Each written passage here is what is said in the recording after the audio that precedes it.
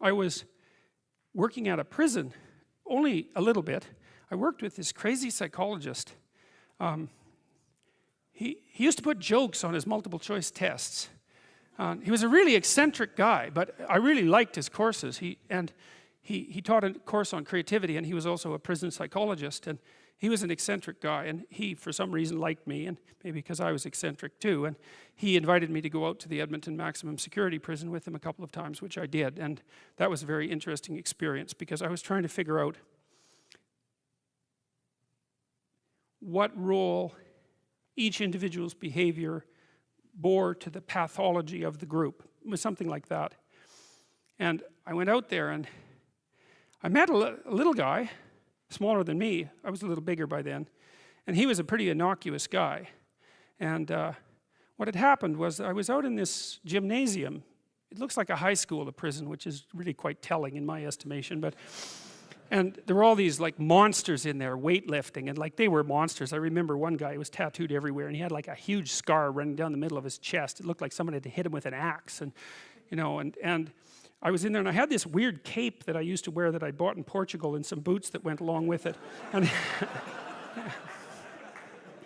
yeah, it was like an 1890s Sherlock Holmes cape, and it was really like it was from the 1890s because this little village was up on a hill. It was a walled city on a hill, and they sold these things, and I don't think they'd changed the style since 1890, and so I thought they were really cool, and so I was wearing that, which wasn't perhaps the most conservative garb to don if you're going to go to a maximum security prison. So anyways, I was in the gymnasium, and the psychologist left, and God only knows, I mean, that's what he was like, and all these guys came around me, you know, and they were offering to trade their prison clothes for my cape, and it was it was like I was being made an offer I couldn't refuse, you know, and so I didn't really know what to do. And then this little guy said something like that the psychologist sent me to come and take you away or something like that.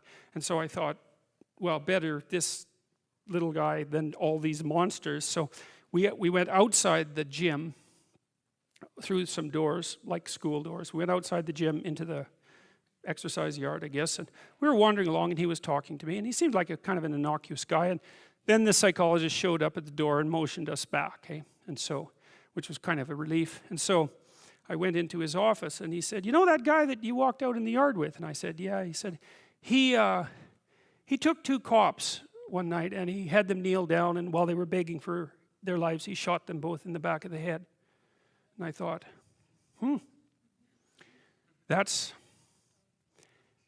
see, the thing that was so interesting was that he was so innocuous, right? Because what you'd hope is that someone like that would be very much unlike you, let's say, and certainly wouldn't be like someone innocuous that you'd met. What you'd want is that the guy would be like, you know, half werewolf and half vampire, so you could just tell right away that he was a cold-blooded killer. But no, he was this sort of ineffectual little guy who was certainly not ineffectual if you gave him a revolver and the upper hand.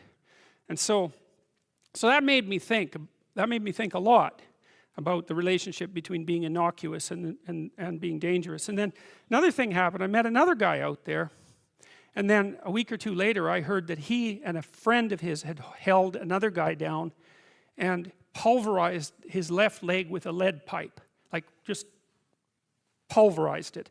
And the reason for that was that they thought that he was a snitch, and maybe he was. And that time I did something different. Instead of being shocked and horrified by that, although I certainly was, I thought, how in the world could you do that? Because I didn't think I could do that.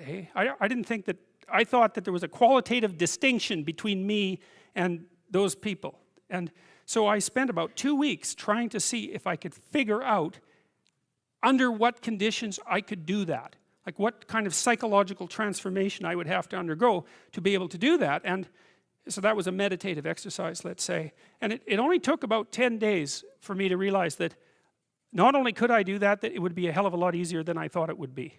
And that's sort of where that wall between me and what Jung described as the shadow started to fall apart. And that also was very useful because I started to treat myself as a somewhat different entity because I hadn't been aware up to that point, you know, because I thought I was a good guy. And there's no reason for me to think that. because you're not a good guy unless you've really made a bloody effort to be a good guy. You're just not. It's not easy. And so you're probably a moderately bad guy. And that's a long ways from being an absolutely horrible guy, but it's also a long ways from being a good guy. And so, but I had a little more respect for myself after that, because I also understood that there was a monstrous element to the human psyche that you needed to respect.